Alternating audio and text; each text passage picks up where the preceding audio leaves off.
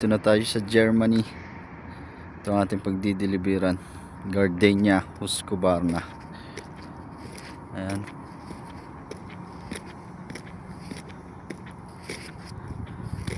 Hindi natin alam kung paano ito re-receive. Sabi ng guardian may computer daw. Isa pa naman tayo sa mangmang dito. Ito nga. Ito guys. Ganito pa lang register muna tayo. Ayan, natapos din. Dahil di tayo marunong, nagpaturo tayo sa kasama natin mag-type. At ngayon lang tayo nag-deliver dito.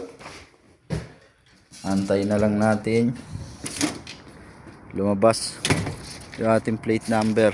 Ayun, lumabas na. Papasok na tayo guys. Okay, pasok na tayo.